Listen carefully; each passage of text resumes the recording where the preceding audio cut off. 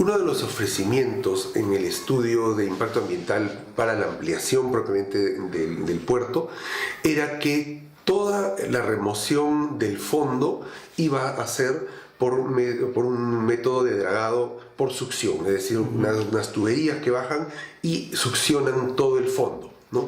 Hay que considerar también, había también preocupación por eso, que iba a matar el fondo marino. En la bahía de Paracas, que es un área donde el mar se mueve muy poco, la sedimentación de materia orgánica genera que gran parte de la bahía que esté muerta, porque la materia orgánica que se acumula en el fondo se descompone y elimina el oxígeno, ¿no? Entonces, a partir de los 7, 8 metros de profundidad, prácticamente no hay más que barro muerto. Sin embargo, la orilla, esta área entre el intermareal y los 7, 8 metros de profundidad, hay una gran cantidad de vida, de biodiversidad, es un lugar realmente increíble, ¿no?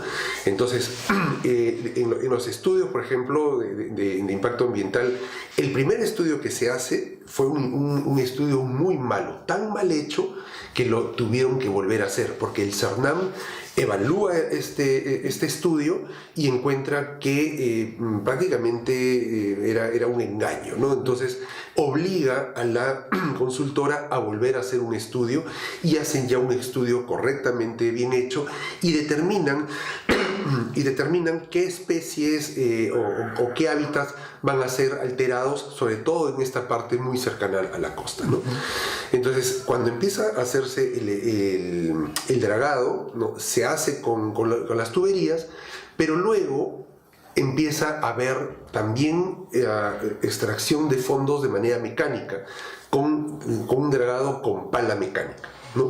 Lo cual en los estudios no estaba puesto. ¿Cuáles han sido los argumentos? ¿Cuál ha sido la adenda?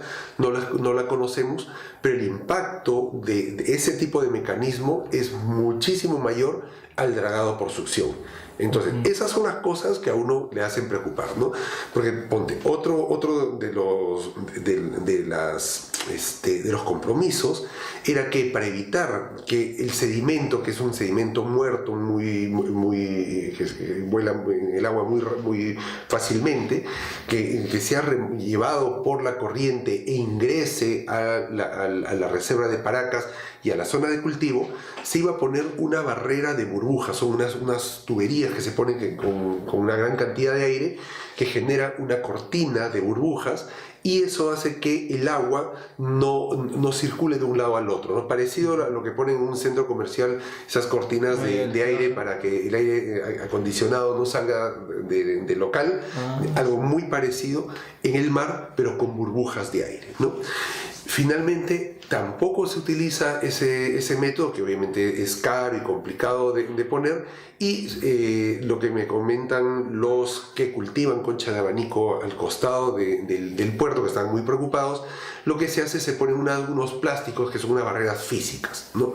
Que si funcionó o no funcionó, no lo sabemos, pero también es un cambio importante en esto, ¿no? Entonces, ese tipo de antecedentes nos hacen pensar que las autoridades ambientales tienen que tener mucho cuidado y un monitoreo permanente de las operaciones para ver que se esté cumpliendo realmente con lo que se tiene ofrecido, ¿no?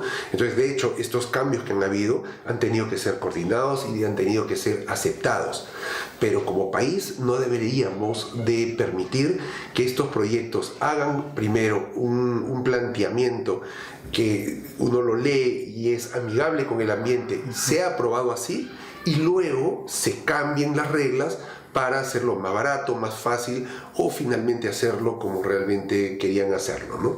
Entonces, es un punto que siempre se debería tener muy en cuenta, y en especial en Paracas, que es un lugar sumamente sensible.